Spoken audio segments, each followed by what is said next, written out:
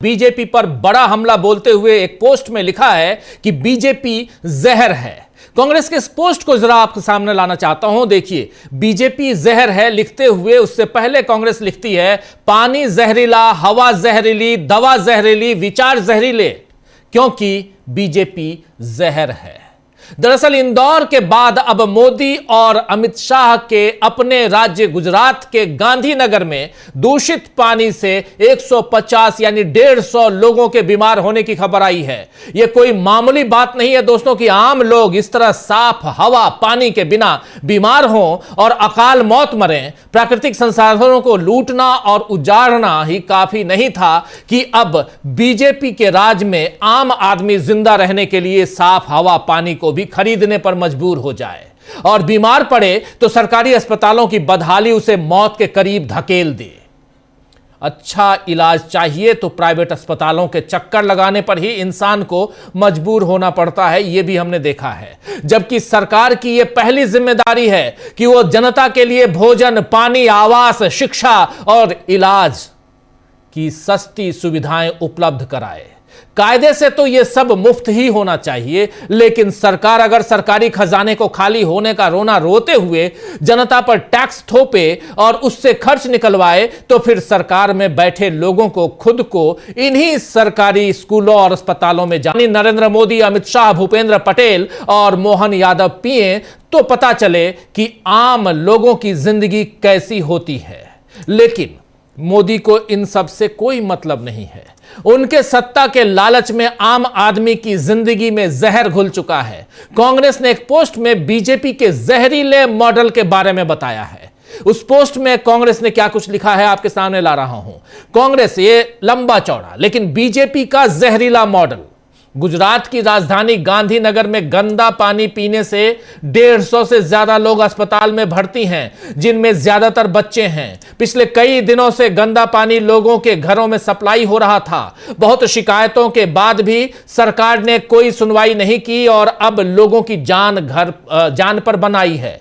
याद रहे, इंदौर में गंदा पानी पीने से 15 लोगों की मौत हो गई और हजारों लोग बीमार हैं। वहां भी यही कहानी दोहराई गई थी। बीजेपी लोगों के घरों में जहर बांट रही है और सवाल पूछने पर उसे फोकट के सवाल बतला रही है। मध्य प्रदेश में पिछले 20 साल से और गुजरात में पिछले 30 साल से बीजेपी की सरकार है, जहां ये पीने का साफ पानी तक मुहैया नहीं करवा पा रहे हैं। सवाल है, क्या यह जहरीला पानी बीजेपी के नेता, मंत्री और खुद नरेंद्र मोदी पी पाएंगे? बड़ा सवाल है। दोस्तों, आप में से बहुतों ने अमिताभ बच्चन की फिल्म मैं आजाद हूं देखी होगी। ये याद कीजिए, 1989 में यह फिल्म आई थी, 1989 में, जिसमें हीरो नेता से कहता है कि 30 साल में आप लोगों को एक गिलास साफ पानी भी नहीं दे सके। यह डायलॉग है कि 30 साल में आप लोगों को यानी यहां की जनता को एक गिलास साफ पानी भी नहीं दे सके। खैर, उस दौर में ऐसी फिल्में बनाने की आजादी थी जिसमें सत्ता पर सवाल उठाए जा सकते थे, जिसमें सत्ता से सवाल पूछे जाते थे, सीधे सवाल। लेकिन आज की तारीख में गंदे पानी पर मध्य प्रदेश फाइल्स या गुजरात फाइल्स तो विवेक अग्निहोत्री नहीं बनाएंगे और न ही नरेंद्र मोदी उनका प्रचार चुनावी राज्यों में करेंगे। विवेक अग्निहोत्री का नाम आपने सुना होगा। फाइल्स खेलते हैं, फिल्में वैसे ही बनाते हैं जिससे नरेंद्र मोदी, और वो फिल्में बनाते हैं जहां चुनाव होता है, जैसे बंगाल फाइल्स अभी कुछ दिन पहले बनाया। ऐसे ही जहां चुनाव होने वाले होते हैं वहां के नाम से एक फिल्म बना के ले आते हैं, कश्मीर फाइल्स। बल्कि मोदी तो चुनावी राज्यों में जाकर बताते हैं कि कौन सी योजनाएं शुरू करने वाले हैं और जैसे ही चुनाव जीता तो वो उस बारे में भी भूल जाते हैं।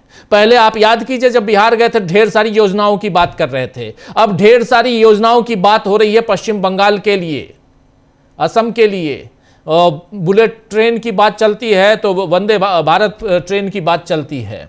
मोदी की इस जुमलेबाजी पर कांग्रेस ने एक पोस्ट किया है। इस पोस्ट को देखिए। कांग्रेस इस पोस्ट में, इस वीडियो में कांग्रेस क्या कुछ जुमलेबाज लिखकर ये साफ साफ इस वीडियो को जरा वीडियो सामने लेके आइए। मोदी और बीजेपी को सिर्फ चुनाव जीतने से मतलब है, इसके लिए वो जनता से झूठे वादे करती है। बिहार चुनाव से पहले बीजेपी ने बिहार के लोगों को जुमला दिया था कि देश की पहली वंदे भारत स्लीपर ट्रेन पटना से दिल्ली के बीच चलेगी। अब जैसे ही वहां सरकार बनी, वो अपनी बात से पलट गई।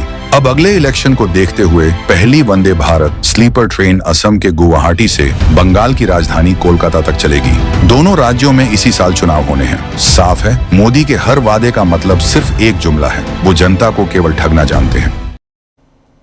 साफ साफ सीधा प्रहार कांग्रेस का नरेंद्र मोदी पर इस वीडियो के जरिए। तो अब मोदी के मुताबिक असम को वंदे भारत स्लीपर ट्रेन का तोहफा मिलने वाला है। हालांकि इस बार बीजेपी के लिए असम मुश्किल राज्य साबित होने वाला है। हिमंता बिस्वा शर्मा वहां के मुख्यमंत्री हैं और हिमंता बिस्वा शर्मा से लोगों की नाराजगी दिख रही है और कांग्रेस ने अपनी तैयारियां काफी मजबूत की हैं। अब प्रियंका गांधी को भी असम में अहम जिम्मेदारी दी गई है। प्रियंका गांधी असम स्क्रीनिंग कमेटी की चीफ हो गई हैं, यानी अध्यक्ष बनाया गया है प्रियंका गांधी को। प्रियंका गांधी सहित 5 राज्यों में कांग्रेस पार्टी ने अपने स्क्रीनिंग कमेटी के चीफ को नियुक्त कर दिया है और जिसमें टीएस सिंहदेव को उधर तमिलनाडु और पुदुचेरी की जिम्मेदारी दी गई है। वीके हरिप्रसाद को जिम्मेदारी दी गई है पश्चिम बंगाल की और ऐसे ही केरल की जिम्मेदारी भी दी गई। मुझे अभी ध्यान नहीं आ रहा है, ध्यान आते ही वो भी बताऊंगा। लेकिन अभी अमित शाह और मोदी तो असम का चक्कर लगा आए हैं। आने वाले वक्त में उनके दौरे अब वहां बार बार होंगे। वहीं अमित शाह अभी चुनावी राज्य तमिलनाडु भी पहुंच चुके हैं, जबकि उनके जहां से वो अमित शाह, आपको याद है गांधीनगर से अमित शाह सांसद हैं, जहां से अमित शाह सांसद हैं वहां 150 लोग अस्पताल में भर्ती हैं गंदा पानी पीने से, दूषित जल पीने से। लेकिन वो पश्चिम बंगाल 3 दिन रह के आए, अब तमिलनाडु पहुंच चुके हैं। देश में भले हाहाकार मचा है। एक तरफ अंकिता भंडारी का मामला उत्तराखंड में गर्म है और आप जानते हैं कि अंकिता भंडारी के मसले पर उत्तराखंड से लेकर आज दिल्ली के जंतर मंतर तक हंगामा मचा रहा, लेकिन कोई फिक्र नहीं है क्योंकि वहां तो डबल इंजन की सरकार है। मध्य प्रदेश, गुजरात का हाल हम देख ही रहे हैं। बाकी राज्यों में भी कहीं कानून व्यवस्था, कहीं आदिवासी दलित उत्पीड़न, कहीं उग्रवाद जैसी समस्याएं हैं, लेकिन गृह मंत्री और प्रधानमंत्री को चुनावी राज्यों के दौरों से ही फुर्सत नहीं है। और इन सब के बीच वेनेजुएला का जिक्र यहां जरूरी है। वेनेजुएला आप जानते हैं जिस पर एक कल 2 और 3 तारीख की दरमियानी रात अमेरिका ने हमला बोला, जिसको अमेरिका सर्जिकल स्ट्राइक कह रहा है। वेनेजुएला के पदासीन जो वहाँ के राष्ट्रपति थे और उनकी पत्नी, दोनों को गिरफ्तार कर 40 लोगों की हत्या वहाँ हुई है, मौत हुई है, गिरफ्तार कर ले आए अमेरिका और सख्त कानूनी कार्रवाई की चेतावनी दी जा रही है। इस मसले पर पूरी दुनिया में अभी हाहाकार मचा हुआ है। भारत से उम्मीद थी कि भारत इस पर कुछ कहेगा। आज भारत की प्रतिक्रिया आई है। भारत के विदेश मंत्रालय की तरफ से एक प्रेस रिलीज जारी की गई है जिसमें हालात पर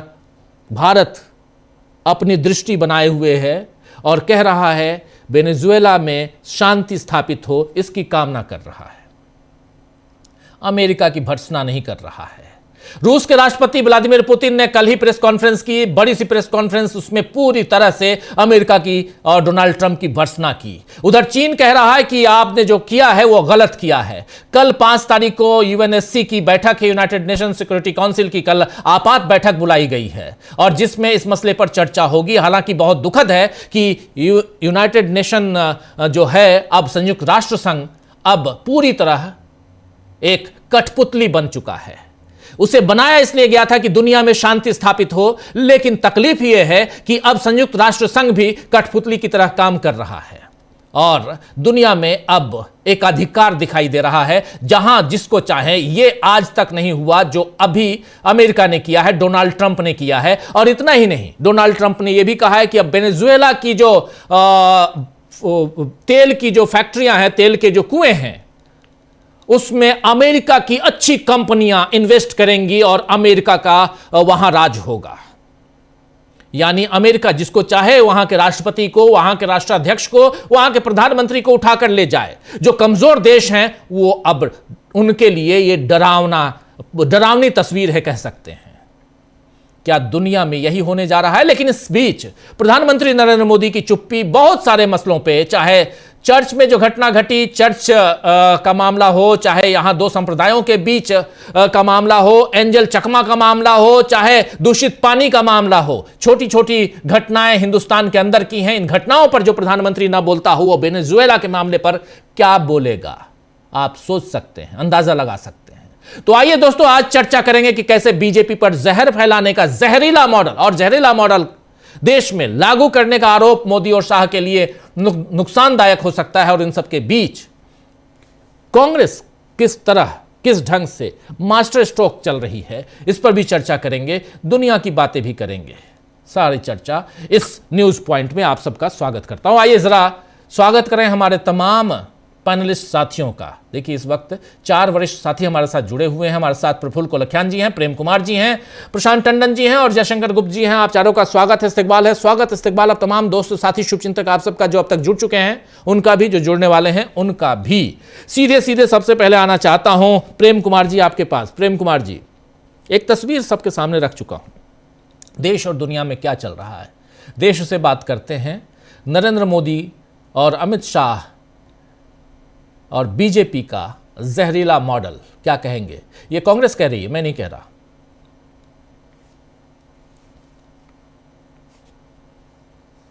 जी शुक्रिया राजीव जी।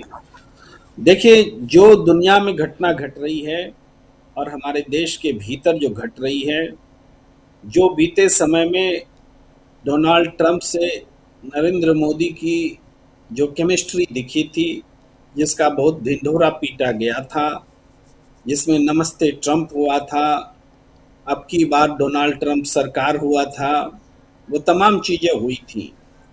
और इजराइल के साथ में एक अलग किस्म का विदेश नीति अख्तियार की गई थी।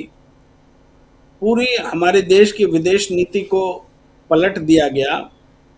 और अब हालात ये हैं कि एक तरफ तो पड़ोसी देश पाकिस्तान है, जिसके साथ हम आतंकवाद का दंश झेल रहे हैं, और दूसरी तरफ उस पाकिस्तान के दोनों कंधे पर एक में चीन का हाथ है और दूसरे पर पाकिस्तान का हाथ है, अमेरिका का हाथ है। तो ये स्थिति है तब जब हमने अपने विदेश नीति को उलट दिया है। अब मॉरल हमारा ये भी नहीं है कि दुनिया में गलत हो रहा है तो उस गलत को गलत कह सके। हम इस अपनी विदेश नीति को उस स्थान पर ले आए हैं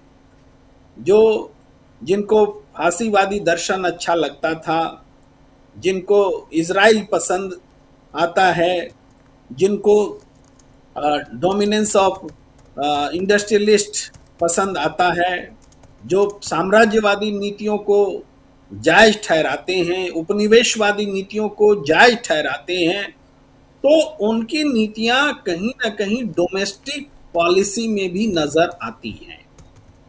जो असहिष्णुता डोनाल्ड ट्रंप वेनेजुएला के लिए दिखा रहा है, अमेरिका वेनेजुएला के लिए दिखा रहा है, वो असहिष्णुता अमेरिका में भी डोनाल्ड ट्रंप के लोगों ने तब दिखलाया था जब चुनाव में हार के बाद राष्ट्रपति भवन पर घुस गए थे। वो दिखाया था।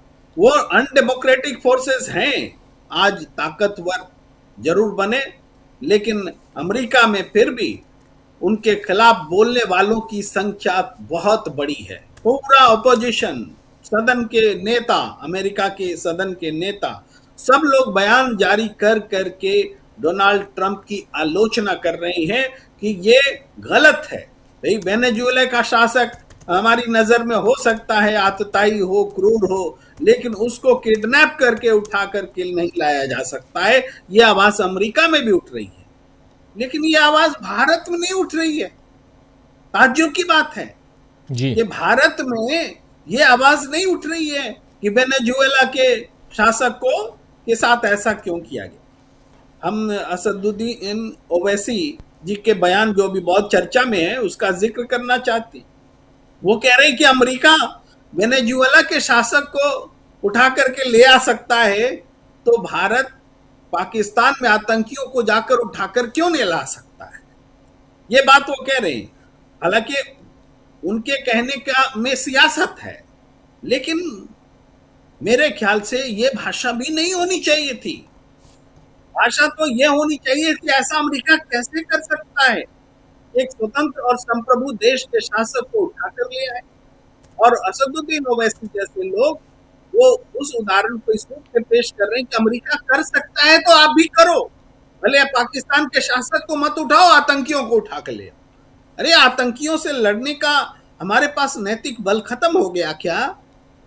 हम आतंकियों के खिलाफ पाकिस्तान के को जो शह दे रहा है उसको लेकर के क्या इंटरनेशनली सहमति बनाने की का मादक हो बैठे? पहले तो हम इस ओर आगे बढ़ रहे थे। कभी एक समय था जब पाकिस्तान को आतंकी देश मानने में लोगों को दिक्कत हो रही थी, लेकिन मनमोहन सिंह के दौर में हमने देखा कि उन्होंने जब डोजियर पर डोजियर सौंपे तो अमेरिका भी आतंकियों को प्रत्यर्पित करने के लिए बाध्य हो गया। हम वहां तक पहुंचे थे, पाकिस्तान को आतंकी देश घोषित किया जाए या लोग बोलने लगे थे, लेकिन आज एक बार फिर वो स्थिति उलट गई है। अब आतंकवाद के खिलाफ बोलने की हमारी शक्ति कम हो गई है। ये हालात हैं। अब ये हालात डोमेस्टिक पॉलिटिक्स में भी देखें तो चूंकि आज के शासक वर्ग ने नैतिकता खो दी है, सच को सच बोलना बंद कर दिया है, इसलिए अपने देश में भी वैसी ही पॉलिसी का अनुसरण कर रहे हैं जिसमें आज कांग्रेस ने जो ट्वीट किया कि बीजेपी ही जहर है, जहर पानी में है दिखता है, जहर हवा में है दिखता है, लेकिन ये जहर पानी में, हवा में, फिजा में क्यों है? इसलिए कि शासन करने वाली पार्टी बीजेपी ही जहर है।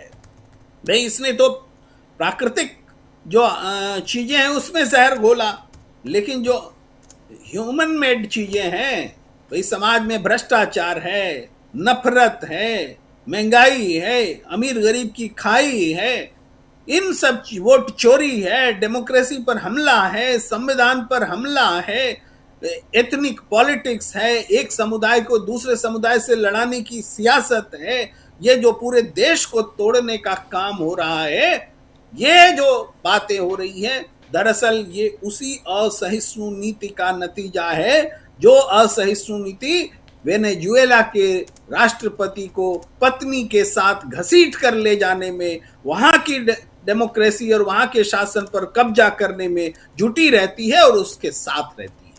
तो ऐसा नहीं है कि अमेरिका में घटना घटी है तो हमारे देश पर इंपैक्ट नहीं पड़ रहा है। रिएक्शन देने में भी इंपैक्ट है, रिएक्शन छुपाने में भी इंपैक्ट है, जो बोल रहे हैं उसका भी इंपैक्ट है, जो नहीं बोल रहे हैं उसका भी इंपैक्ट है। तो आज देश में हम इस बात के खुशनसीब हैं कि आज भी लोग पानी में जहर है तो उस जहर के खिलाफ सड़क पर है।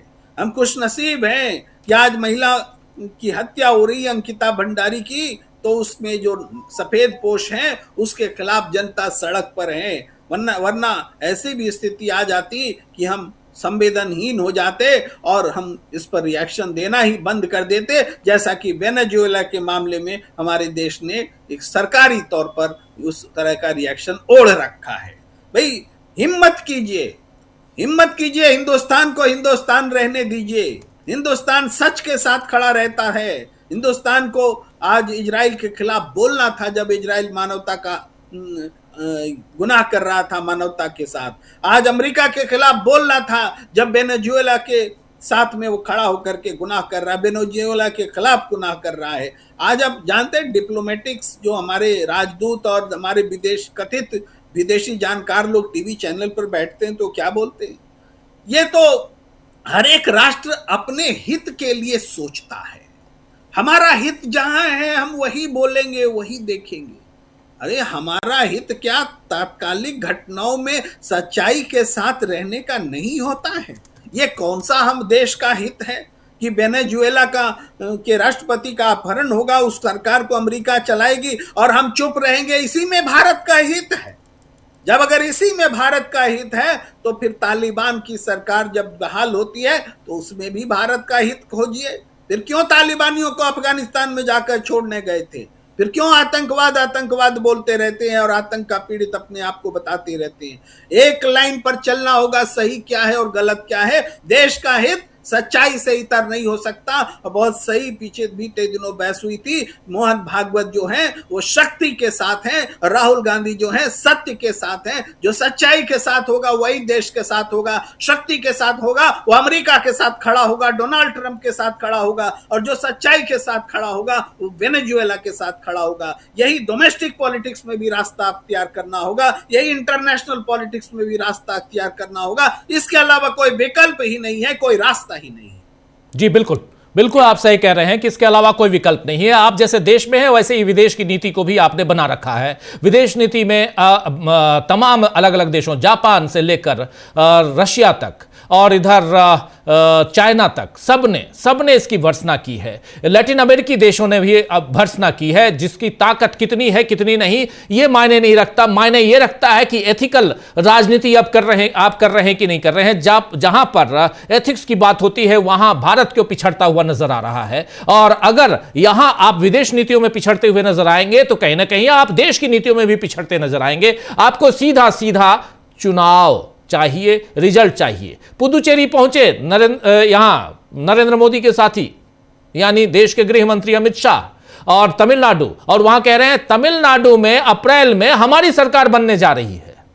देख लीजिए, अभी से उन्होंने अप्रैल का महीना बता भी दिया कि अप्रैल में हमारी सरकार बनने जा रही है। सरकार की चिंता बहुत ज्यादा है, लेकिन आपके ही गृह राज्य में, आपके गृह राज्य की राजधानी गांधीनगर में दूषित पानी पीने से, और इसको पिछले सप्ताह भर से छिपा के रखा गया, मीडिया पर पहरेदारी कर दी गई कि यह खबर लीक ना हो, फिर भी खबर लीक हो गई।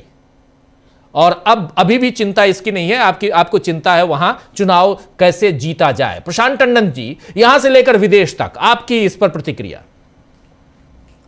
देखिए राजीव जी, आज पहला रविवार है इस साल का, तो जरा थोड़ा मोदी जी का सरकार का 3rd टर्म का भी विजिट हम लोग कर रहे हैं।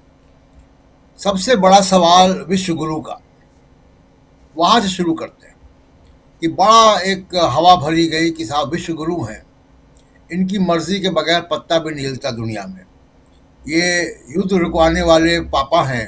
तमाम तरीके के प्रोपोगंडा और पब्लिसिटी की गई। हकीकत क्या है?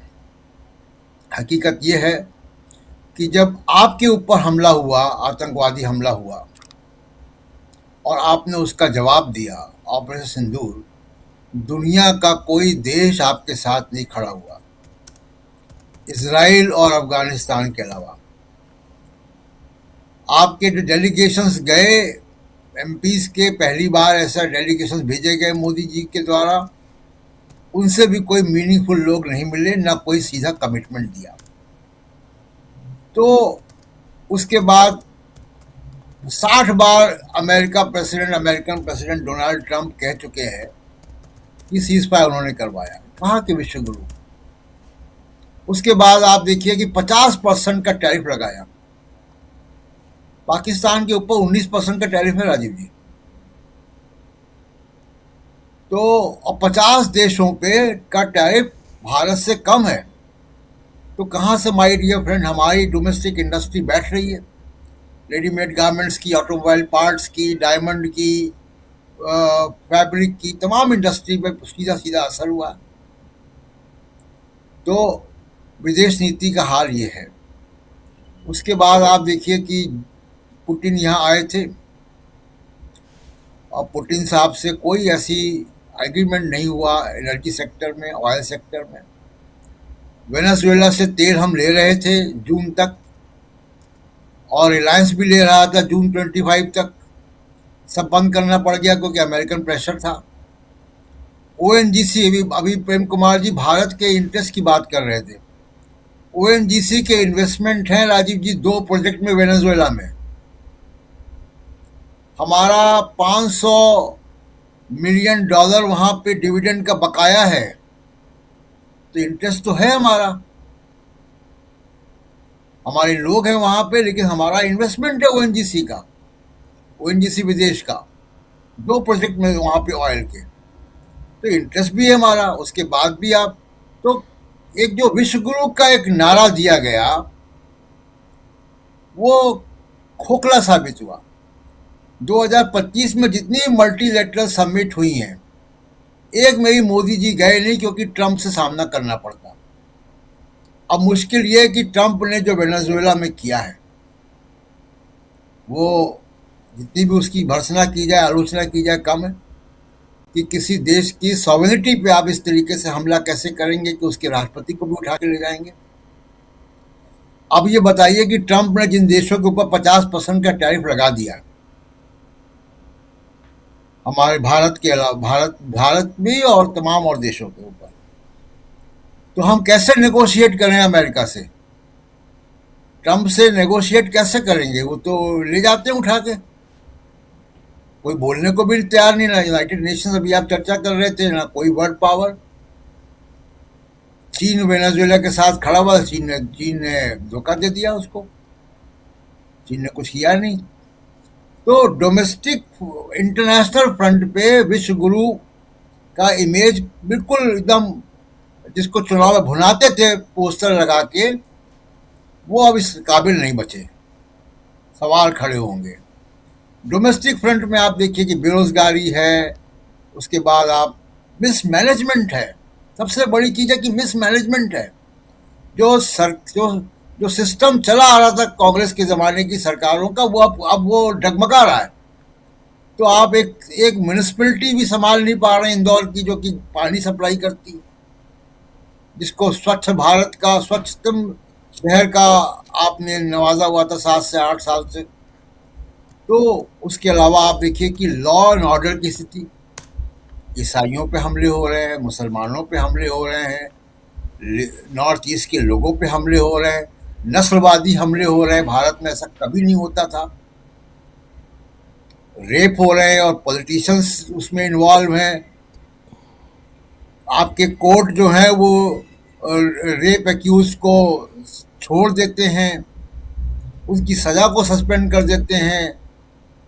तो तमाम सारे मामलों पे आप देखिए, डोमेस्टिक फ्रंट पे, आर्थिक फ्रंट पे, बेरोजगारी पे, प्राइवेट इन्वेस्टमेंट हो नहीं रहे हैं। सब जगह पे कंप्लीट फेलियर है। सिर्फ एक जगह सक्सेसफुल है कि 2025-2024 के लोकसभा चुनाव में 240 रहने के बाद एक झारखंड को छोड़ के सब चुनाव जीते। कैसे जीते वो भी विवाद का विषय है, लेकिन चुनाव जीते। वही एक जो पॉजिटिव बात है बीजेपी के पक्ष में जाती, वो ये है कि चुनाव जीते। इसलिए मोदी जी दर दर भटक, जम्मू कश्मीर भी है उसमें, जम्मू कश्मीर भी है, हाँ, जम्मू कश्मीर भी। लेकिन इसलिए मोदी जी दर दर भटक रहे हैं, कभी आसाम, कभी बंगाल, कभी पुडुचेरी, कभी केरला का भी प्लान बनाएंगे। अमित शाह जा रहे हैं केरला। एक भी चुनाव, अब ये चुनाव 2026 के चुनाव है, वो सब हिंदी पट्टी के बाहर के चुनाव है। अब हिंदी पट्टी के बाहर के चुनाव में, और सरकारें वहां अधिकांश जगह सरकारें भी इनकी नहीं है। रिकॉर्ड बताता है कि चुनाव वहीं जीत पाते जहां सरकारें होती हैं। तो इसलिए दर दर भटक रहे हैं कि एक भी चुनाव हारे 2026 में। पहला चुनाव वेस्ट बंगाल का होगा, सबसे बड़ी अग्नि परीक्षा है। एक भी चुनाव हारे तो इनको भयंकर दबाव, इनके ऊपर आंतरिक दबाव है।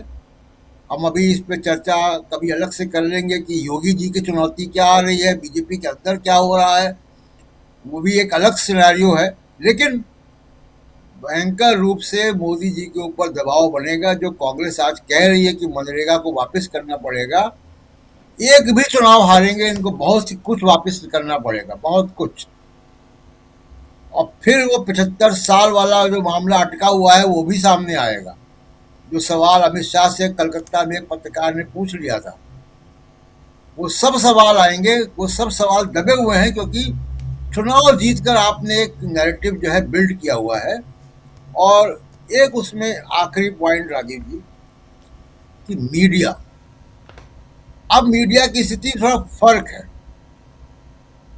अब फर्क ये है कि मीडिया के कुछ मीडिया मालिकों को ये लग रहा है कि जैसे आपका डीबी लाइव है, तमाम सारे जो इंडिपेंडेंट मीडिया हाउसेस हैं, इनके व्यूअरशिप में भी आए वो, इसलिए थोड़ा सा ऑब्जेक्टिव, और कभी अरावली पे, कभी दिल्ली के प्रदूषण पे एक स्टैंड ले रहे हैं गोदी मीडिया के कुछ एंकर।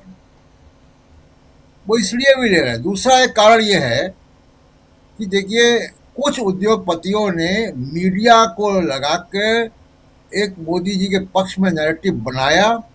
अब वो ऐसी स्थिति में है कि वो ब्लैकमेल करने की स्थिति में है, इसलिए थोड़ा थोड़ा पेच कस रहा है वो कि हमारी जो सपोर्ट है मीडिया के जरिए वो फ्री में नहीं है। आप दरवाजे खोलो, खजाने खोलो हमारे लिए, विज्ञापन दो हमको, हमारे प्रोजेक्ट को क्लियर करो, बैंक को खोलो हमारे लिए, वरना हम 1 मिनट में आपको हम धाराशाही कर देंगे। ये मीडिया की अब धमकी देना शुरू हो गया है मीडिया का। तो ये भी हम देखेंगे कि किस तरीके से मीडिया जो है अब वो अपनी जो सपोर्ट वो कर रहा है उसकी कीमत भी वसूलेंगे इनके मालिक। जी राजीव जी, यहाँ 2-3 बहुत ही महत्वपूर्ण बात आप रख रहे थे, जिसमें मीडिया की बात भी आप कर रहे हैं। दूसरी बात, कैसे चुनाव दर चुनाव जीतने की कोशिश होती रही। दरअसल 2024 का जो लोकसभा चुनाव था, अब हम तो 2026 में आ गए, अब 2 साल पीछे की बात हो रही है। 2024 के लोकसभा चुनाव में नरेंद्र मोदी संविधान के नाम पर चुनाव हार गए थे।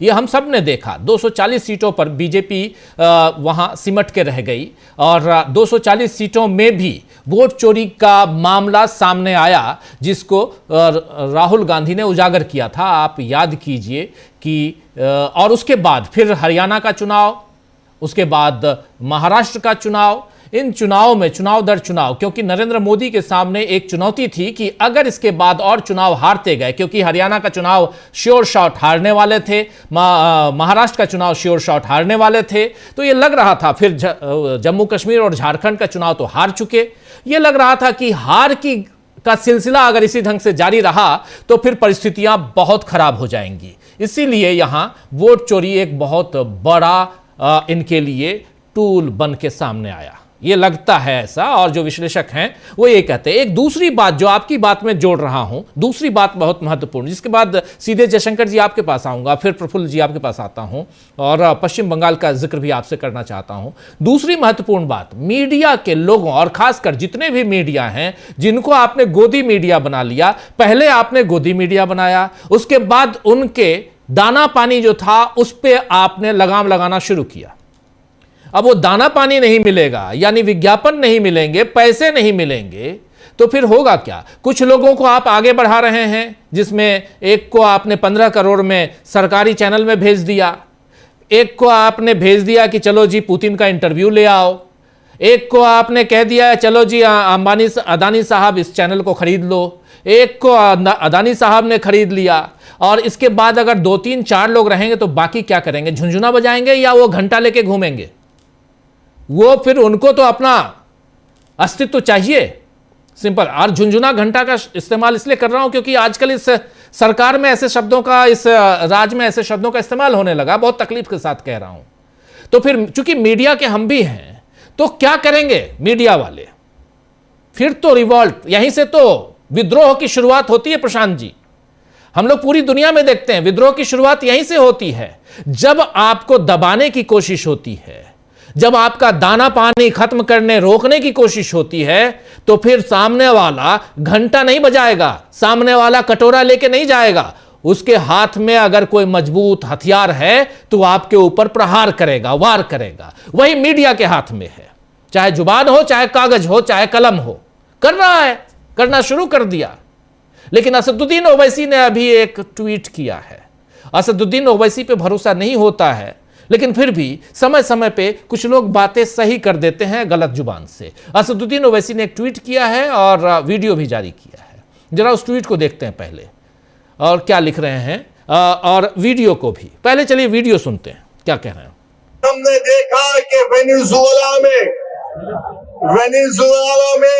ट्रंप ने अपनी फौज को भिजाकर वहां के एक जमहूरी तौर पर मुंतखब शुदा सदर को एक मुल्क से, उसी के मुल्क से उठाकर अमेरिका लेकर चले गए।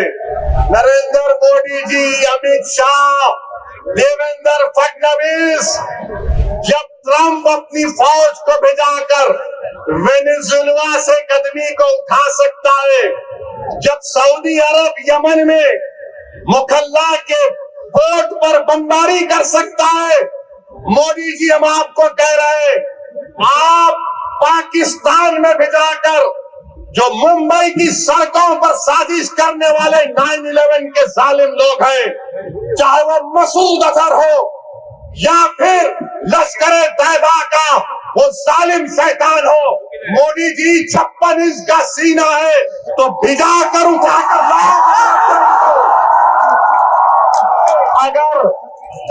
अगर ट्रम्प कर सकता है तो क्या आप कम है?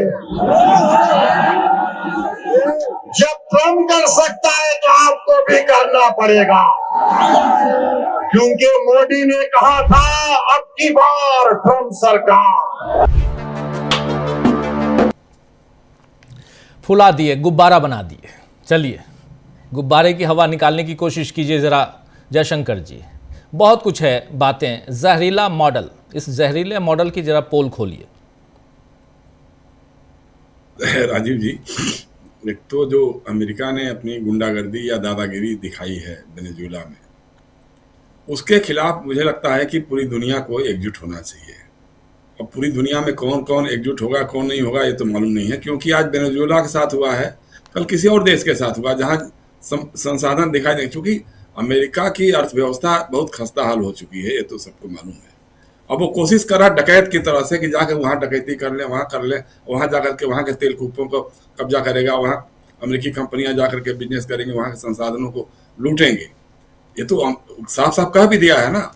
लेकिन ये जो असदुद्दीन ओवैसी कह रहे हैं ये बहुत गलत बात है। मतलब आप, हमारे मित्रों ने भी कहा है कि आप पाकिस्तान में आतंकवादियों को उठा कर ले आइए, यह कह करके आप वेनेजुएला में ट्रंप की हिमाकत को कहिए या उसकी जो खुराफात है, जो बदमाशी है, गुंडागर्दी है, उसको आप सपोर्ट कर रहे हैं।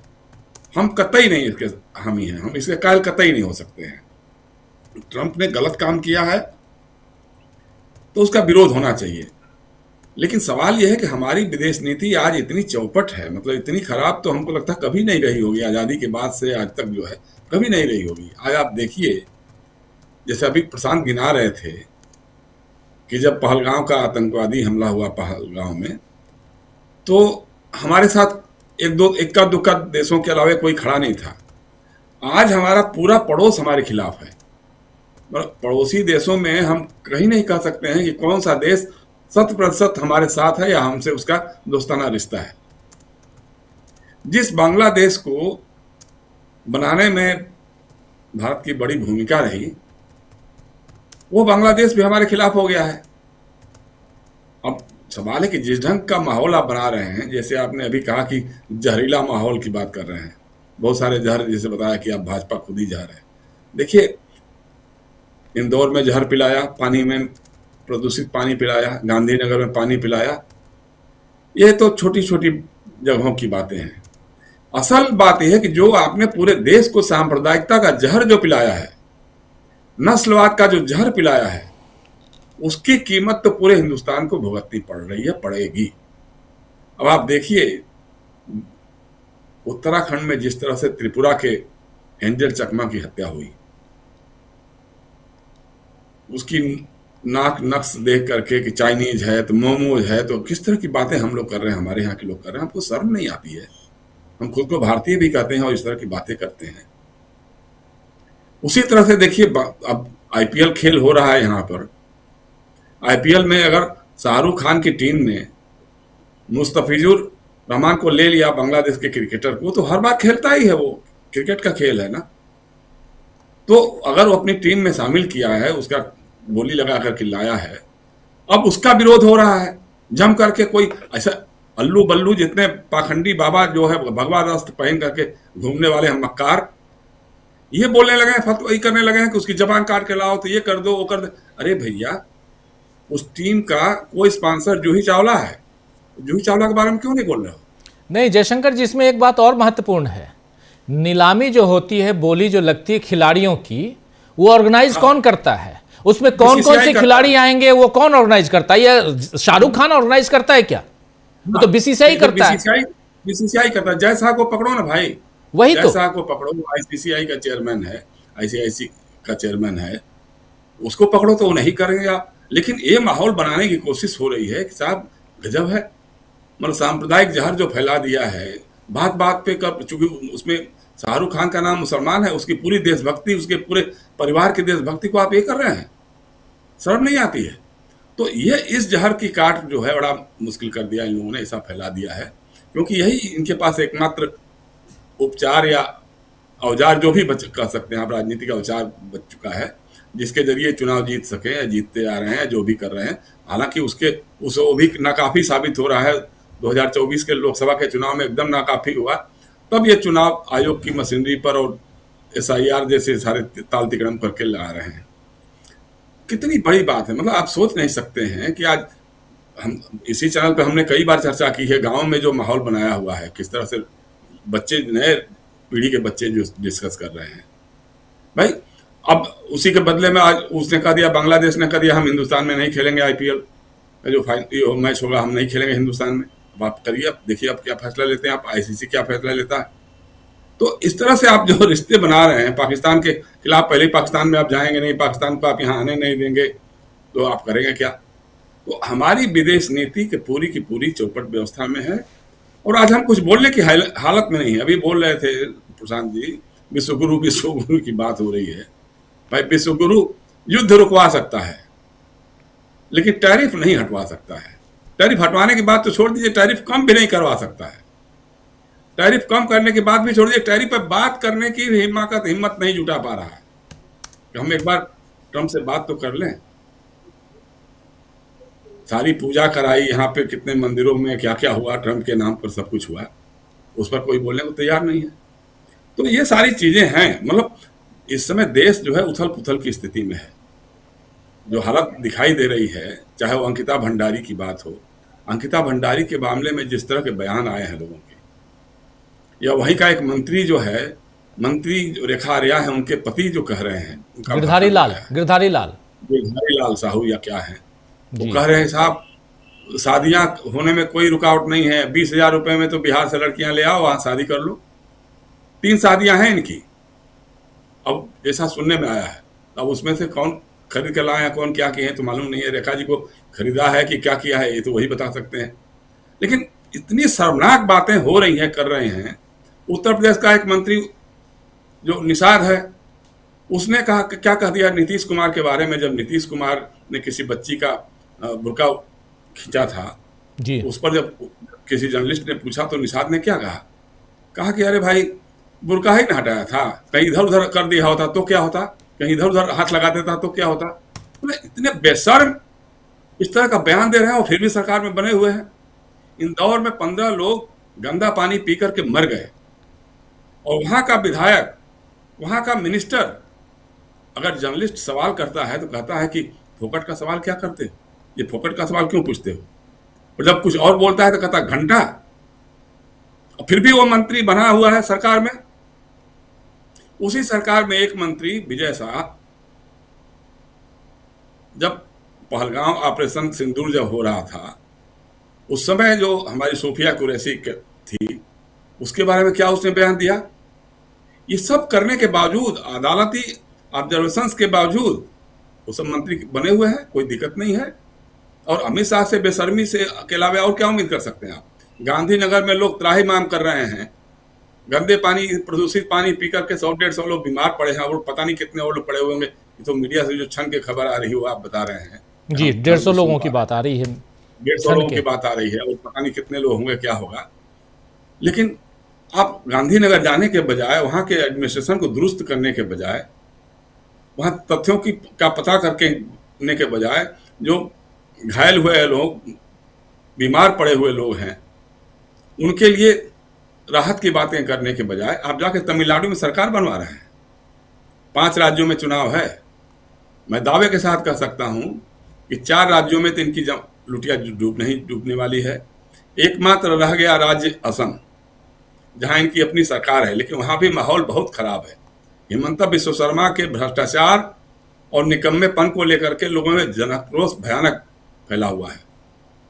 और अभी आपने देखा, वहां तो चूंकि गौरव गोगोई बहुत ही लोकप्रिय नेता है, मुझे लगता है कि अभी इस दौर में जो सबसे समझदार युवा नेता के रूप में जो विकसित हुआ है वो गौरव गोगोई है। लोकसभा में भी जो हम लोगों ने सुना उनको, और वो संगठन के मामले लोकसभा में भी उपनेता विपक्ष हैं, लोकसभा में उपनेता विपक्ष है, उपनेता विपक्ष है। और असम में उस आदमी ने पार्टी को खड़ा कर दिया है और वहां का इंचार्ज अब प्रियंका गांधी को बना दिया है।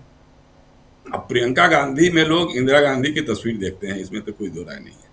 और इंदिरा गांधी असम में काफी लोकप्रिय थी, काफी उनका ये था। तो अगर प्रियंका गांधी वहां जाएंगी और कांग्रेस पूरी ताकत झोंकेगी वहां पर, तो मुझे लगता है कि चुनाव आयोग अपना काम करेगा ही करेगा। उसके बावजूद बहुत अच्छी हालत में बीजेपी वहां पे नहीं दिखाई देगी। बंगाल की हालत देख ही रहे हैं आप, केरला तमिलनाडु सर पटक के मर जाए, लेकिन ये 2-4-10 MLA से ऊपर की बात कभी सोच भी नहीं सकते हैं, ऐसा संभव ही नहीं है। तो चुनाव तो ये हारने जा रहे हैं।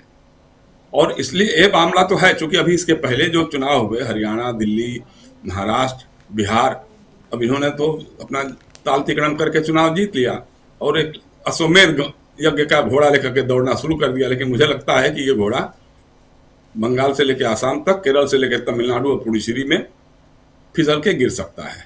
जी राजीव जी, ये अश्वमेध का घोड़ा है या कौन सा घोड़ा, लेकिन ये इतना जरूर है कि वोटों की चोरी होती रही है और इसके प्रमाण राहुल गांधी ने दिए।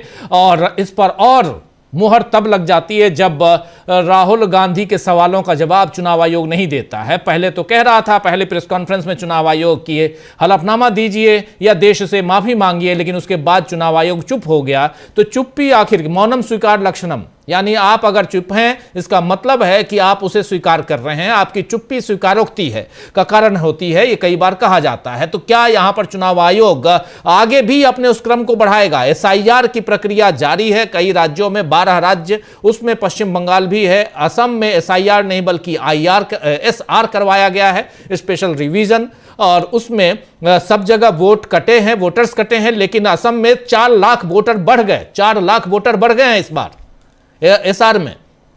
खबर भी आप लोग सुन चुके होंगे। लेकिन इसके अलावा तमिलनाडु है जहां ठीक ठाक संख्या में वोटर्स कट गए, केरल में वोटर्स कट गए, पुदुचेरी में कट गए। और इसके बाद क्या इन राज्यों पर जो कि आज के हालात हैं वैसी हालत में जो दावा कर रहे हैं अमित शाह, इन हालात से इतर जो दावा कर रहे हैं, क्या वो सही साबित होने वाला है? क्या अप्रैल में तमिलनाडु में बीजेपी की सरकार बनने जा रही है? अगर सरकार केरल में, तमिलनाडु में, पुदुचेरी में और असम में और पश्चिम बंगाल में बन जाती है बीजेपी की सरकार, तो 1000% ये तय मानिए कि वहां कुछ गड़बड़ हुआ है, ये तय मानिए, क्योंकि एक लंबी एंटी इनकम्बेंसी है।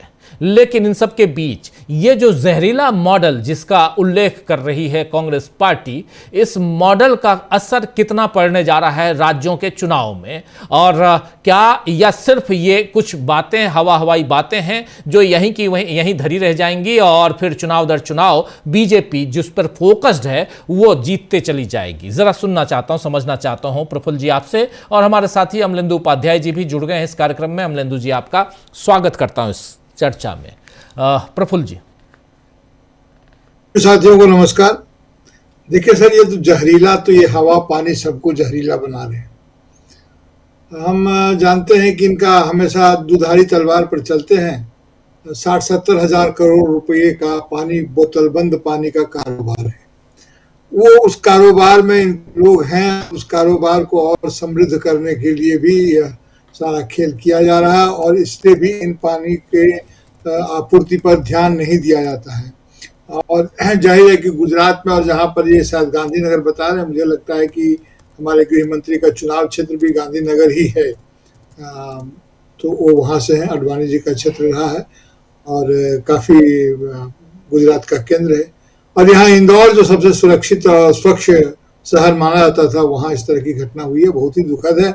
और बाकी जो शब्दावलियों का इस्तेमाल हो रहा है, तो जहर, ये तो गांधीनगर बड़ा ऐतिहासिक है। जी। अडवाणी का टिकट काट के वहां से नरेंद्र मोदी को उठाया गया था, उतारा गया था, और अब अमित शाह है, नरेंद्र मोदी दोनों जगह से उतरे थे। याद कीजिए 2014 का चुनाव, गांधीनगर भी और फिर यहाँ वाराणसी भी, गांधीनगर को उन्होंने बाद में छोड़ दिया। अमित शाह वहां से चुनाव लड़े, जीते और अमित शाह वहां के सांसद हैं। लेकिन इससे भी बड़ी बात है कि गांधीनगर हो या कोई और नगर हो, ये पहली बात कि इन दोनों महानुभावों का वो गृह राज्य है।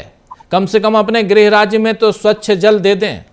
और वहीं पे हम गांधीनगर में, अहमदाबाद में आप ये कॉमनवेल्थ गेम्स करवाने जा रहे हैं। जी जी, खैर न अपनी सिर्फ बात इनका आगे। गृह राज्य है जी, न सिर्फ इनका गृह राज्य है, बल्कि ये तो गुजरात मॉडल लेकर के आए थे जी, मॉडल देने वाला राज्य पूरे है देश गुजरात, में। जी जी बिल्कुल। पूरे देश। तो अभी तो शुरुआत हुई है, देखिए कि मॉडल में जहर है तो उस जहर का असर है।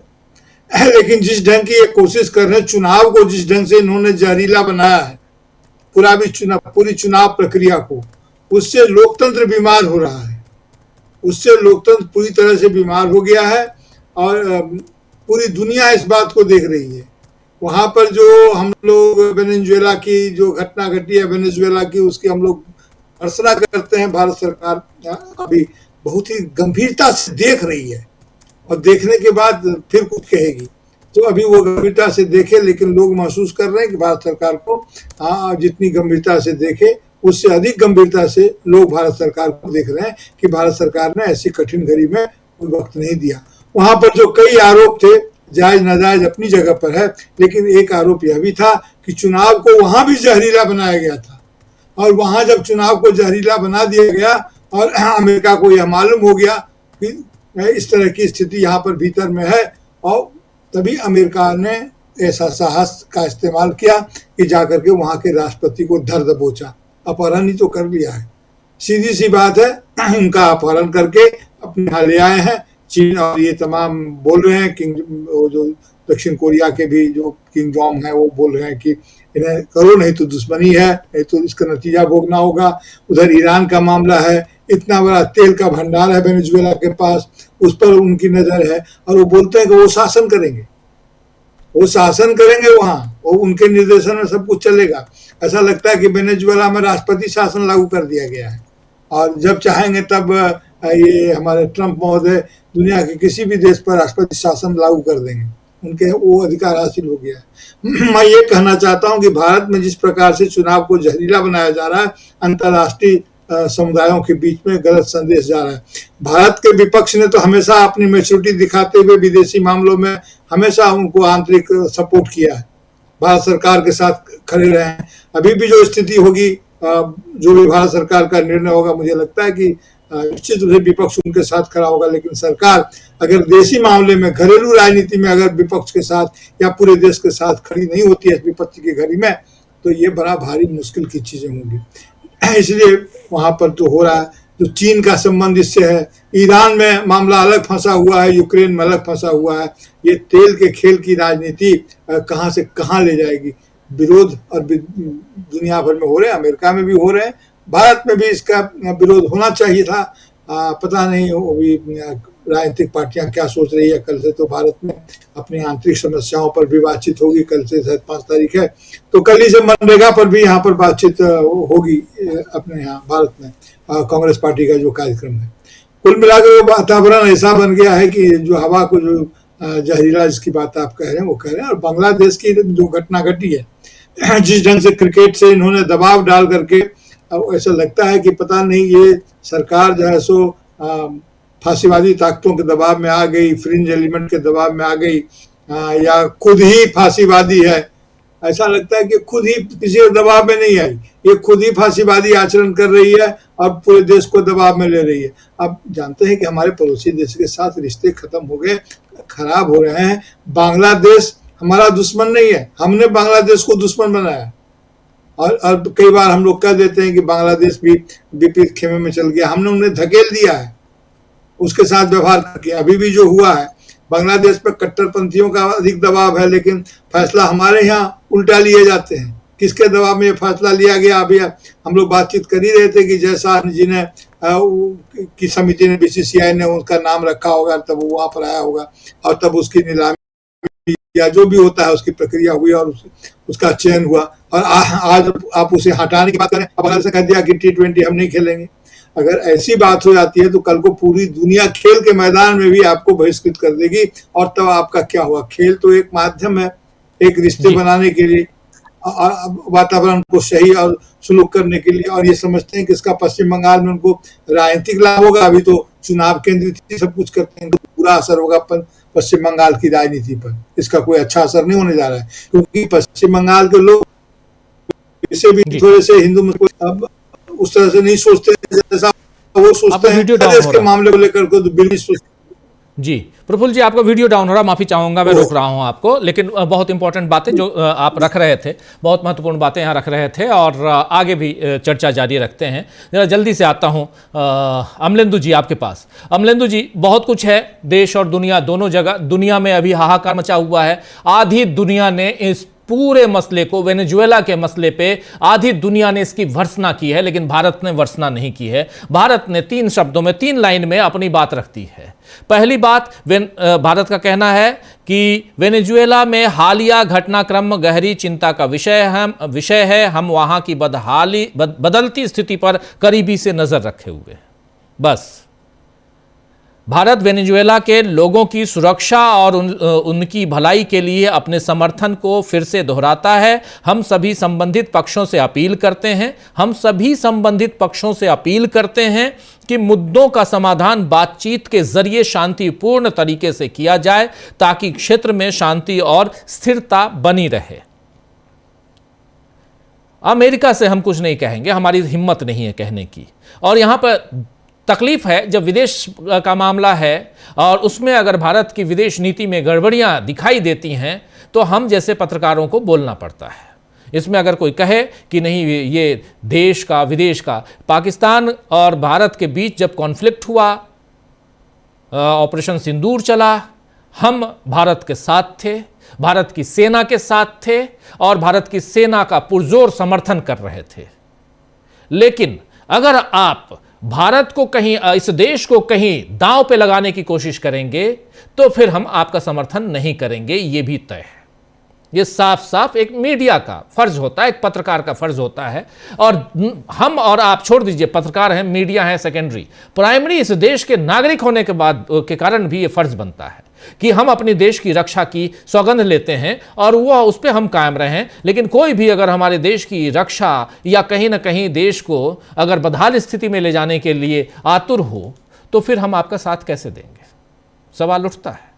इसलिए तो चलिए, एक तो यह है कि वेनेजुएला पर अभी घटनाक्रम बहुत तेजी से हम बदलते हुए देख रहे हैं। तेल का खेल है, ये सब जान रहे हैं। तेल के कुओं में आग लगी हुई है। आग मतलब वो नहीं कि ओरिजिनल आग लगी हुई है, वहां पे आग लगाने की कोशिश कर रहे हैं डोनाल्ड ट्रंप खुद बिजनेसमैन हैं। वो चाहते हैं कि पहले देख लीजिए, अगर आप चीन को पे लगाम कसने की कोशिश कर रहे हैं, तो आप तीसरे वर्ल्ड वार को बुला रहे हैं आप अपने दरवाजे पे।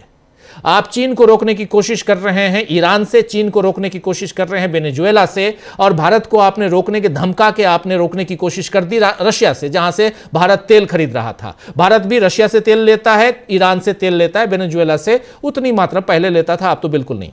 तो इस पे लगाम लगाकर और सारे कुओं पे आप अपना हक जमाना चाहेंगे। अब ईरान में आप अयतुल्ला अली खामनेई को आपने कब्जे में लेना चाहेंगे, उधर मादुरो को आपने कब्जे में ले लिया, आप इधर चीन के ऊपर और रूस के ऊपर भी दबाव बनाने की कोशिश करेंगे, तो कहीं ना कहीं ये तीसरे विश्व युद्ध की आहट आप दे रहे हैं, ये दिखाई दे रहा है। और इन सब पे हम लोग चर्चा और करेंगे, विस्तार से चर्चा करेंगे अमलेंदु जी। लेकिन यहां बहुत ही महत्वपूर्ण बात है कि इन सब के बीच हमारे भारत में, हमारे देश में जो सत्तारूढ़ दल है, वो क्या कर रहा है।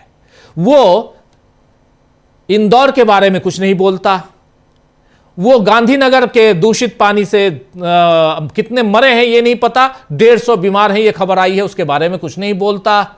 अंकिता भंडारी के मामले पे कुछ नहीं बोलता, उत्तराखंड में जो हुआ। वो गाजियाबाद में या उत्तर प्रदेश में कहीं कुछ होता है, वो कफ सिरप के बारे में कुछ नहीं कहता है। वो एंजल चकमा के बारे में कुछ नहीं कहता है।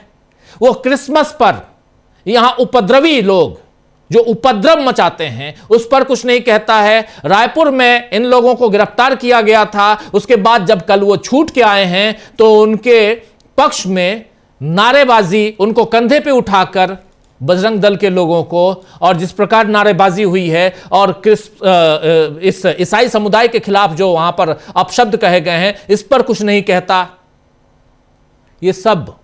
ये कुछ नहीं कहता जिसे कांग्रेस पार्टी जहरीला मॉडल कह रही है। क्या कहेंगे आप इस पे? निश्चित तौर पर राजीव जी, ये मॉडल तो जहरीला है ही, और यही गुजरात मॉडल है। जिस गुजरात मॉडल की बात हो रही है, गुजरात मॉडल भी यही जहरीला मॉडल है। आपको याद होगा कि 2014 के लोकसभा चुनाव में जब मोदी जी गुजरात मॉडल लेकर आए थे, तो जब पूछा जाता था कि गुजरात मॉडल क्या है, तो बताते थे विकास का मॉडल है गुजरात मॉडल। तो विकास के नाम पे उस समय लड़कर आए थे कि विकास का मॉडल गुजरात मॉडल है, लेकिन वो कौन सा विकास था गुजरात का, वो अभी तक बताया नहीं गया कि विकास का मॉडल कहाँ है। मुझे राजीव जी अच्छी तरीके से याद है, इसकी भूमिका ये थी, वो 2011-12 से ही बनना शुरू हो गई थी कि गुजरात का कोई विकास का मॉडल है। 2012 का विधानसभा चुनाव था उत्तर प्रदेश का, मैं एक टीवी चैनल पे था बहस में, और जो उसके संपादक साहब थे वो उस समय बहस करवा रहे थे, तो उन्होंने बताया कि बहुत विकसित है गुजरात। तो मैंने उन्हें बताया कि ये एजेंडा है, इसको चलाया जाता है, प्रोपेगेंडा है, और गुजरात विकसित नहीं है, तमाम जो मानक है उनमें बहुत पीछे है। बहरहाल वो काफ़ी ज़्यादा गुस्सा हो गए ऑनलाइन ही, और फिर उन्होंने ये कहना पड़ा कि हमारे जो एक्सपर्ट हैं उनको जानकारी नहीं है असल में गुजरात की, वो जानकारी उन संपादक महोदय के पास ही थी।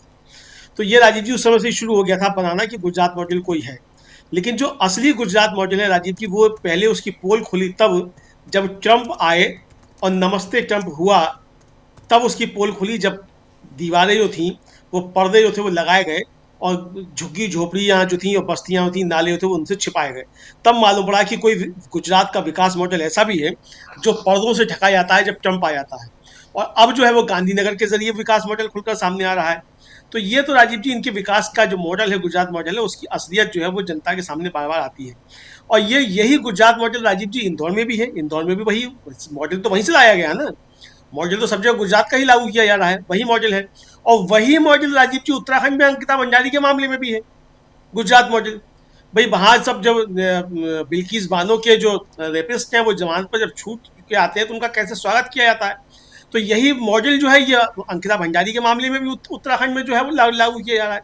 तो मॉडल इनका राजीव जी सब जगह एक है, लेकिन इस मॉडल के बीच में राजीव जी चिंताएं बढ़ती हैं। वो देश में तो खैर चिंता है ही कि देश में लोकतंत्र रहेगा कि नहीं रहेगा, लोकतंत्र रहेगा तो किस हालत में रहेगा, कैसा लोकतंत्र रहेगा। लेकिन दुनियावी स्तर पर भी राजीव जी लोकतंत्र को जो खतरे पैदा हो रहे हैं वो भी काफ़ी ज़्यादा गंभीर चिंता का विषय है। उस पर भारत सरकार को एक सख्त स्टैंड लेना चाहिए था।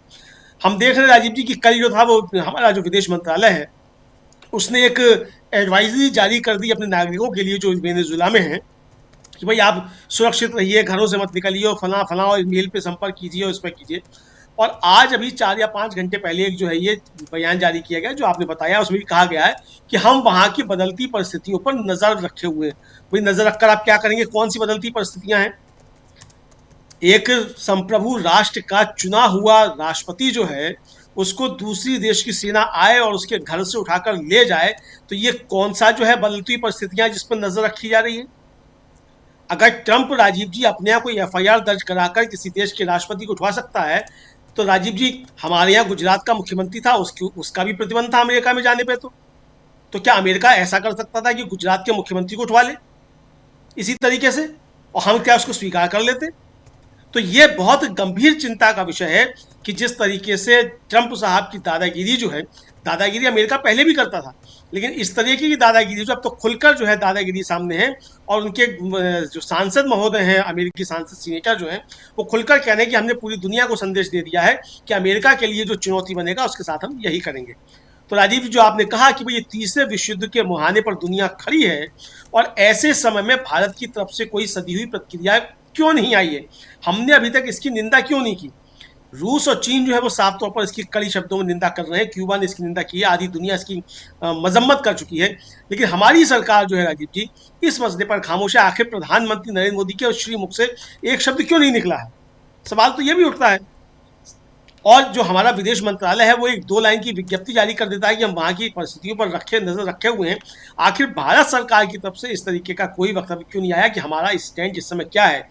अगर UN चार्टर का उल्लंघन हो रहा है और इस तरीके से किया जा रहा है, तो इस पर क्या हम UN के सदस्य नहीं हैं? भारत जब ये बार बार बात करता है साहब हमको भी सुरक्षा परिषद का सदस्य बनाया जाए, तो सुरक्षा परिषद का सदस्य बनने के लिए क्या ये सही मौका नहीं है कि हम अपनी आवाज उठाएं कि अब ट्रंप गलत कर रहा है?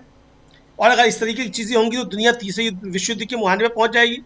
दूसरी बात राजीव जी, जो वेनेजुएला के साथ परिस्थितियां हैं वो भारत के साथ परिस्थितियां क्या नहीं है लगभग मिलती जुलती? जैसा आपने जिक्र किया कि भाई तेल का मामला है, और कल ही राजीव जी चीन के जो शी जिनपिंग के राष्ट्रपति हैं उनके राजदूत कल वहीं थे काराकास में वेनेजुएला में, और कल उनकी सुबह मुलाकात हुई है उनसे मादुरो से, और मदुरो से मुलाकात के बाद मदुरो ने अपने फेसबुक पेज पर वो चित्र जारी किए हैं और बताया है कि मेरी इनसे मुलाकात हुई है, और राजीव जी युआन में जो थे वो तेल का व्यापार वेनेजुएला के साथ हो रहा था उनकी उसमें, और उसी राज्य जो उठा लिया है। तो इसके जरिए ये संदेश जो है देने की कोशिश की गई कि हम चीन को भी बता रहे हैं कि अगर ऐसे व्यापार करोगे तो राजीव जी अगर ये चीन को संदेश देने की कोशिश है कि आप युआन में व्यापार करेंगे और डॉलर में नहीं करेंगे, तो क्या ये भारत के लिए संदेश नहीं है कि आप रूस के साथ व्यापार करेंगे रुपए में तो हम आपके साथ ये करेंगे? तो हमारी प्रतिक्रिया क्यों नहीं आनी चाहिए? लेकिन राजीव जी यहाँ निराश जो है विपक्ष भी कर रहा है, और विपक्ष इसलिए निराश कर रहा है कि जयराम रमेश 2.5 लाइन का एक वक्तव्य जो है ट्विटर पर डाल देते हैं, कांग्रेस के ट्विटर हैंडल पर वो वक्तव्य भी नहीं है, राहुल गांधी मल्लिकार्जुन खड़गे की तब से इस पर अब तक कोई प्रतिक्रिया क्यों नहीं आई? ये भी सवाल उठते हैं राजीव जी। तो सरकार पर एक दबाव बनाया जाना चाहिए कि सरकार स्पष्ट इस पे स्टैंड ले। आपके संबंध होंगे ट्रंप के साथ, आपके संबंध होंगे पुतिन के साथ, आपके संबंध होंगे शी जिनपिंग के साथ, लेकिन अगर राजीव जी विश्व में व्यवस्था प्रभावित हो रही है और एक न्यू वर्ल्ड ऑर्डर सारे अमलेंदु जी, सॉरी टू से, सारी उम्मीदें हम विपक्ष से करें। अब आपको उस धागे को मजबूत करना और बहुत संभाल, आपको उस धागे को मजबूत करना और बहुत संभाल के रखना है। और उसमें राहुल गांधी जाके विदेश में अभी गए हुए थे, बर्लिन में उन्होंने भाषण दिया, यहां पर आग लग जाती है, और कुछ भी बोलते हैं यहां आग लग जाती है हिंदुस्तान में। बीजेपी का जो सो कॉल्ड जयशंकर जी के शब्दों को उधार लो तो कनफुकुआ तंत्र जो है वो यहां पर राहुल गांधी की ऐसी तैसी करके रख देता है। यही कहेंगे ना जयशंकर जी, क्योंकि वो बिल्कुल ही चाहता है कि किसी ढंग से विपक्ष को हमेशा निगेटिव रूप से प्रचारित कर सामने रखा जाए, ताकि हमारी जो निगेटिव बातें हैं वो सामने ना आए। हमको तो पूछना चाहिए ना कि आखिर गांधीनगर में क्या चल रहा है, जरा बता दीजिए भाई, आप तो वहीं के हैं। हम ये कहेंगे कि राहुल गांधी ने उस पर क्यों नहीं कहा, इसका मतलब है कि हम उसी मामले को, जिस बात को ये आगे बढ़ा रहे हैं वो आगे बढ़ा रहे हैं। इसलिए मैं सॉरी टू से पहले बोला, इसलिए हमको ऐसी गलतियां नहीं करनी चाहिए, हमको ऐसी गलतियों में नहीं फंसना चाहिए। एक स्वतंत्र निष्पक्ष, हालांकि निष्पक्ष शब्द अपने पत्रकारिता के लिए मैं नहीं रखता हूं, लेकिन फिर भी अगर थोड़ी कहीं पर भी निष्पक्षता के साथ आपको विश्लेषण करना है तो फिर हमको उनके जाल में उलझना नहीं चाहिए। यहां मामला राहुल गांधी का नहीं है, मामला प्रधानमंत्री नरेंद्र मोदी का है। प्रधानमंत्री क्यों चुप्पी साधे रहे, और प्रधानमंत्री अभी तक इंटरनली एंजल चकमा की हत्या हो जाती है उस पर क्यों नहीं बोले? प्रधानमंत्री 16 लोगों की अब मौत हो चुकी है आधिकारिक तौर पे यहां इंदौर में, उस पर क्यों नहीं बोले अभी तक? उनकी डबल इंजन की सरकार है। ऐसे तमाम मसलों पे आप चर्च में जाकर प्रार्थना सभा में हिस्सा लेते हैं, हाथ जोड़ते हैं, लेकिन उसी वक्त जो घटनाएं घट रही हैं देश भर में उस पर आप क्यों नहीं बोलते हैं? सवाल प्रधानमंत्री से, क्योंकि सरकार सत्ता पर वो काबिज है, सत्ता की मलाई कोई और खाए और गाली कोई और सुने। ऐसे देश चलता है क्या? खैर अमलेंदु जी अपनी बात आगे बढ़ाइए। मैं राजीव जी ये नहीं कह रहा हूं कि राहुल गांधी जो है वो बयान दे दें कि साहब अमेरिका का हम निंदा करते हैं। मैं कह रहा हूं कि सरकार से सवाल क्यों नहीं पूछा जाएगा, इस पे भी सरकार से सवाल क्यों नहीं पूछा जाएगा? अगर विदेश नीति की बात होगी तो इस पे भी सवाल क्यों नहीं पूछा जाएगा? क्योंकि राजीव जी ये मसला सिर्फ वेनेजुएला से संबंधित नहीं है, इसका जो मसला जो है बहुत ज्यादा गंभीर है। आप एक देश के राष्ट्रपति को, संप्रभु देश के राष्ट्रपति को आप उठाकर इस तरीके से ले जाते हैं, तो इस पर बात क्यों नहीं होनी चाहिए? सरकार हमारी खामोश क्यों है? और सरकार अगर खामोश है तो विपक्ष उससे सरकार से सवाल क्यों नहीं पूछा कि भाई आपका स्टैंड क्या है? भाई भारत की तरफ से प्रतिक्रिया होनी चाहिए ना, तो भारत की तरफ से प्रतिक्रिया क्या होगी? तो विपक्ष को उस पर बात करनी चाहिए। मेरा कहने का तात्पर्य सीधा सा इतना है कि विपक्ष को इस पर सवाल करना चाहिए प्रधानमंत्री से कि मान्यवर भारत का इस पर रुख क्या है? अब कल को अगर यूएन में बात होगी तो यूएन पे भारत का कोई पक्ष होगा ना, जब आएगी बात इस पे, तो क्या पक्ष होगा भारत का? वो कैसे तय होगा? अकेले मोदी जी तय कर लेंगे क्या? कि मोदी उनकी दोस्ती है ट्रम्प साहब से, तो जाके वो वोट कर देंगे वहां। भाई देश को आपको विश्वास में लेना पड़ेगा ना, विदेश नीति आपकी अकेले की तो है नहीं। तो इसलिए मेरा कहना है कि विपक्ष को प्रधानमंत्री से सवाल करना चाहिए कि आपकी इस मसले पर भी खामोशी क्यों है, और इस मसले पर भारत का रुख क्या है स्पष्ट कीजिए, हम आपके साथ हैं। तो ये है। दूसरा, राजीव जी, गांधीनगर के मसले पर अगर आप सोचें कि इस पर मोदी जी को जवाब दे देंगे, राहुल गांधी ने कल ही कहा कि जब कोई बारी आती इस तरह की, मोदी जी हमेशा की तरह खामोश हो जाते हैं। एंजल चकमा के मसले पर भी खामोश हैं, गांधीनगर के मसले पर भी खामोश हैं, अंकिता भंडारी के मसले पर भी खामोश हैं। तो खामोश रहेंगे इन मसलों पर, लेकिन कपड़ों से पहचान लेंगे। तो जो कपड़ों से पहचानने की राजनीति है राजीव जी, असल में भरोसा उसी पर है कि कपड़ों से पहचान लिया जाएगा तो इंदौर भी होगा, तो गांधीनगर भी होगा, और अंकिता भंडारी वाले मसले भी होंगे, क्योंकि आपको भरोसा इस पर है कि आप तो कपड़ों से पहचान लेते हैं। जी राजीव जी जी जी, बिल्कुल। प्रेम कुमार जी, बहुत सारी बातें हम लोग फर्स्ट राउंड में कर चुके हैं, अब थोड़ा सा हम आगे बढ़ें और इन तमाम मसलों को ज़रा आने वाले, क्योंकि अभी से 15-20 दिन बाद गर्माहट जो है वो सिर्फ और सियासी गर्मी रहेगी, चुनाव चुनाव चुनाव की चर्चा होगी, और वो गर्मी भरने की कोशिश अमित शाह और नरेंद्र मोदी ऑलरेडी कर रहे हैं। अमित शाह पहुंच गए वहाँ तमिलनाडु, और तमिलनाडु से बिल्कुल हुंकार भर रहे हैं कि अप्रैल में हमारी सरकार यहाँ बिल्कुल खूंटा गाड़ने वाले हैं, हम यहीं बनने वाली हमारी सरकार तमिलनाडु में। क्या लगता है आपको, जो बात कह रहे थे जयशंकर जी कि एक भी जगह कुछ नहीं मिलने वाला, आपको भी ऐसा लगता है, या अब तो किसी चीज पे भरोसा ही नहीं होता?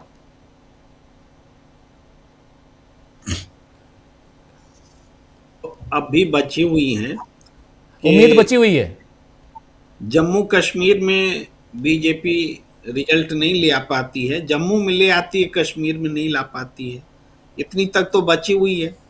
केरल में नहीं ला पाती है, तमिलनाडु में भी ये दावा जो है दुस्साहस है, क्योंकि दिखता नहीं है, लेकिन दुस्साहस बीजेपी करती है, और उसी में जहां संभव है वो कर पाती है। जैसे तमिलनाडु में तो उनको अच्छा सहयोगी भी नहीं मिल रहा है जो कि चुनाव जिता सके, लेकिन जिस दिन सहयोगी मिल जाएगा या सहयोगी बन जाएगा, क्योंकि वहाँ डीएमके और कांग्रेस के अलायंस के आगे कोई विपक्ष अभी खड़ा भी नहीं है, नया स्टार आया है सिनेमा का, वो प्रतिपक्ष बनने की कोशिश में है।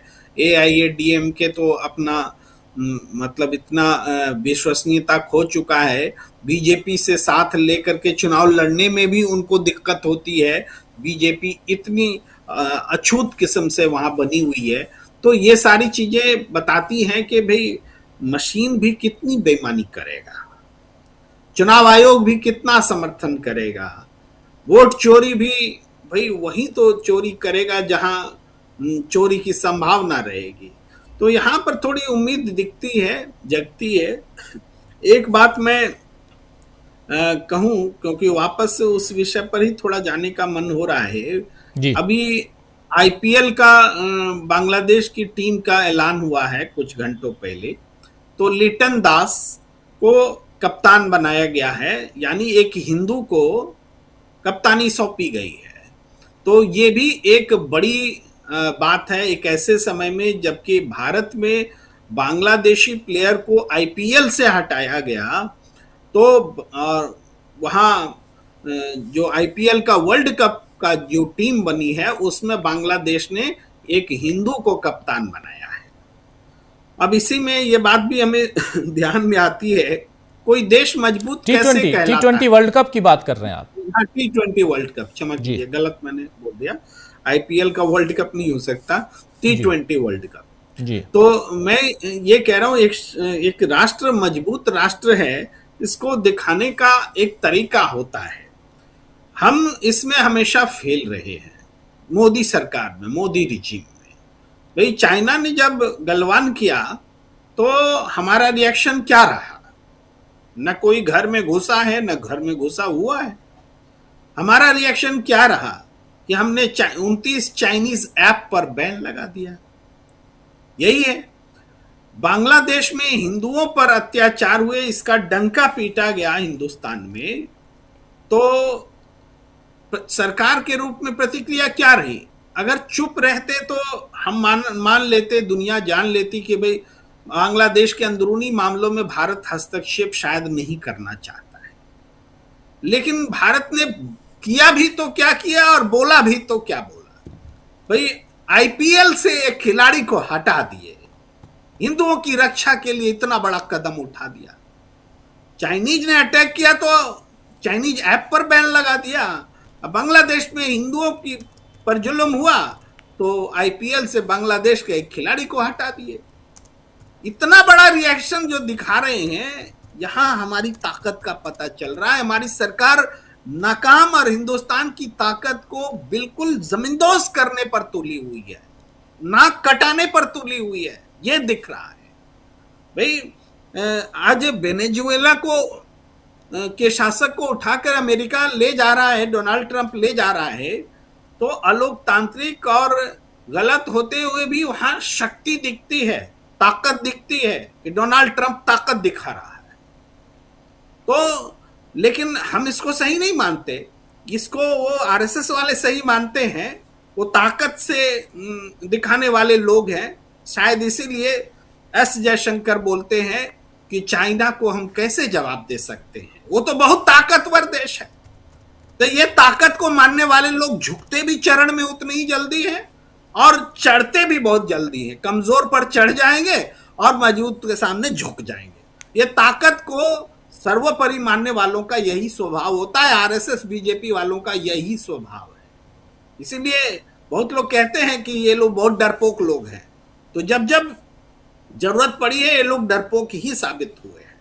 तो उनकी विदेश नीति में भी ये लचीलापन तो थोड़ा बोलचाल की भाषा है, ये डरपोकपन जो है ना वो दिखता है। जब से हिंदुस्तान की सरकार बीजेपी आरएसएस के हाथों में आई है, ये डरपोकपन विदेश नीति में चढ़कर बोलता है। अब घरेलू पॉलिटिक्स में देखिए, घरेलू पॉलिटिक्स में ये किसको हराते हैं, यहां भी ताकत दिखती है। भाई ममता बनर्जी को तो नहीं हरा पाते हैं।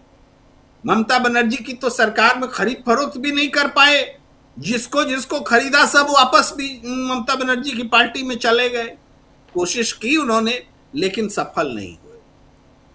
उसी तरीके से जहां पर कांग्रेस इनके लिए बहुत सस्ता शिकार रही है, कांग्रेस की सरकारें एक के बाद एक छीनी है, कांग्रेस को गलत तरीके से भ्रष्ट बताया है, बदनाम किया है, गांधी परिवार पर हमला किया है, ये सारी चीजें की हैं। चूंकि देश की राजनीति में बीजेपी के अलावा भी कुछ क्षेत्रीय पार्टियां हैं और पार्टियां हैं जिनका कांग्रेस से राजनीतिक वैमनस्य रहा है, तो कांग्रेस बहुत जल्दी वल्चर होती उनके सामने एक चारागाह के तौर पर रही है और उसमें वो सक्सेसफुल रही है। लेकिन कांग्रेस में रिवाइव होने की भी वैसी ही क्षमता है जैसे एक डेमोक्रेसी या डेमोक्रेटिक कंट्री में होती है। भाई इतनी बार अगर बीजेपी हार जाती तो क्या जिंदा बचती क्या? इतना चुनाव अगर बीजेपी हारती तो जिंदा बचती? भाई जनसंघ का नाम मिट गया, हिंदू महासभा कहाँ है पता ही नहीं है। तो आरएसएस आज इतना शक्तिशाली बना है, जब सत्ता आ गई तब सत्ता के दम पर उसका संगठन फैला है। भाई इससे पहले तो छुप करके वो अन्ना आंदोलन करती थी। आरएसएस ने कभी कोई आंदोलन किया क्या? हिम्मत ही नहीं है, डरपोक लोग हैं। ये अन्ना को खड़ा करके पीछे से छुप के आंदोलन करते हैं। आज जब सत्ता मिल जाती है तो बड़े बड़े ज्ञान देने के लिए आ जाते हैं। दुनिया का सबसे बड़ा संगठन, अरे संगठन में खुल करके आज तक मेंबरशिप का तरीका तक नहीं घोषित किया, संविधान तक घोषित नहीं किया, छुप करके काम करने वाले लोग हैं। आरएसएस का कोई संविधान देखा क्या हमने? मेंबरशिप का कोई तरीका देखा क्या हमने? आज तक नहीं देखा, 100 साल हो गए। तो ये डरपोक किस्म के लोग हैं, छुप करके ही काम करते रहे हैं। तो ये जो पॉलिटिक्स है, लेकिन ये डरपोक किस्म के लोग शातिर भी उतने ही हैं जी। इनका शातिराना जो तरीका है, राजनीति में जो छौंक है शातिरपने का, और वो उस वजह से दिक्कत हो रही कि पूरा फिजा जो है दूषित हो गया है। पॉलिटिकल फिजा भी दूषित हो गया है, नेचुरल फिजा भी दूषित हो गया है। भाई हेल्थ डिजास्टर्स जो बोलते हैं, जो स्वास्थ्य के लिए हानिकारक, वो नेचुरल रूप में भी है और राजनीतिक रूप में भी हानिकारक स्थितियां पैदा हो गई हैं। सबका हेल्थ जो है पॉलिटिकल पार्टीज का खराब कर दिया है। जितनी संवैधानिक संस्थाएं हैं उन सब का हेल्थ खराब कर दिया है, उसमें पता नहीं क्या क्या मिश्रण कर दिया है। ये सारी चीजें हैं, ये इस वजह से ये लंबा फेज चल रहा है जिसमें संघर्ष करना मुश्किल हो रहा है।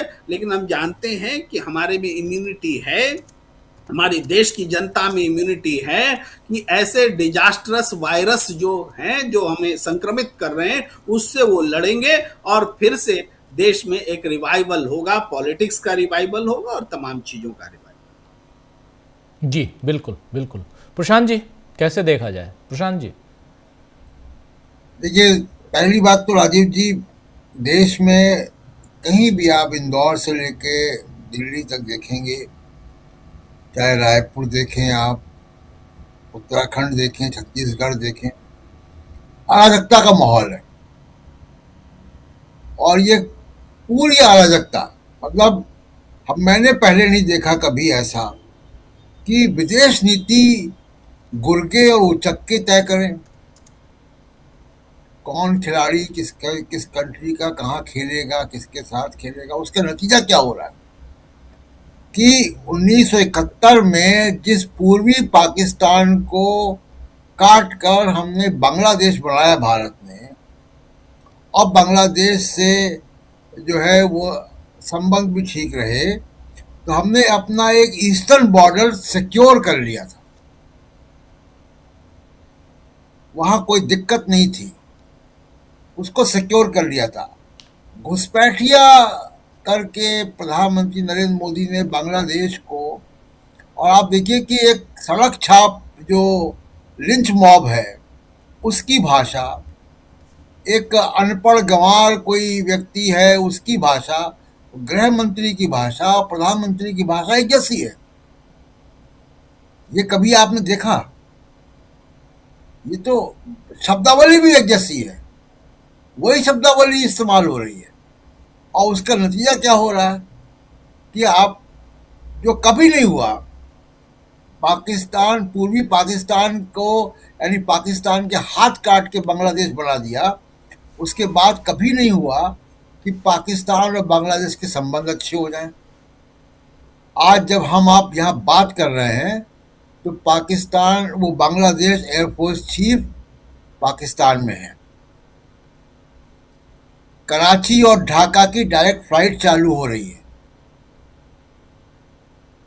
अब पाकिस्तान सीधे तौर पर बांग्लादेश में है, उनकी समर्थित सरकार भी है।